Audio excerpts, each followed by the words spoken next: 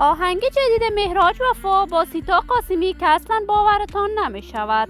کارهای مشترک سیتا قاسمی با هنرمندان افغانی و رفتار عجیب و باور نکردنی سیتا قاسمی با غزال عنایت ام مسلک هنریش. سیتا قاسمی در کدام کشور زندگی می کند و مصروف چی کار باری است؟ من در این ویدیو پیرامون حقایق همین ماجرا خواهم پرداخت، پس در ادامه با کانال دنیا اینفو باشید.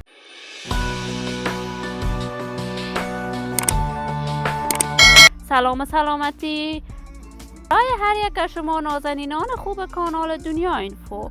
من مروارید عزیزی هستم. برای حمایت از من علامت سابسکرایب را فشار دهید تا ویدیوهای دیگر کانال دنیا اینفو را از دست ندهید.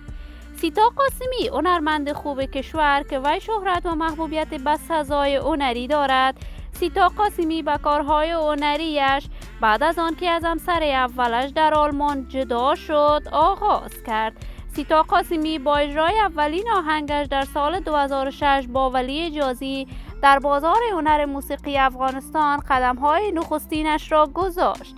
سیتا قاسمی عاشقانه می‌خواند ولی گاه آهنگ‌های میهنی هم می‌سراید. سیتا قاسمی دوست دارد آهنگ‌های دوگانه با هنرمندان محلی خوان کشور اجرا کند. آهنگ دوگانه سیتا قاسمی با شرافت پروانی گل کرد و با دید بیش از چند میلیون بار در یوتیوب را از آن خود کرد. جدیداً سیتا قاسمی با مهراج وفا، یکی از هنرمندان کاملا اما سخوان و محلی خوان کشور در کشور ازبکستان، اجرای دوگانه داشته است. این همه در حالی است که مهراج وفا این روزها نامش در بازار هنر موسیقی افغانستان گل کرده است و همواره آهنگ‌های دوگانه با هنرمندان افغان می سراید. مهراج وفا در کشور ایران زندگی می کند ولی سفرهای هنری هم داشته است. این آهنگ سیتا قاسمی با مهراج وفا در میان مردم افغانستان گل کرد و حمایت و تشویق فراوانش شدند.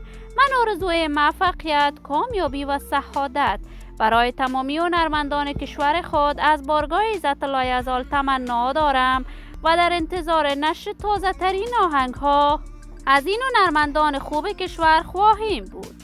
دوستان نهایت ارجمند کانال دنیا اینفو، نظریات نیکتان را در بخش کامنت با من شریک بسازید. این ویدیو را با علاقه‌مندان و دوستان سیتا قاسمی و مهراج وفا به اشتراک بگذارید. اگر تا هنوز دوست کانال دنیا اینفو نشدید، پس برای دوست شدن با این کانال علامت سابسکرایب را فشار دهید تا ویدیوهای دیگر کانال من را از دست ندهید. تا درود دیگر، بدرود.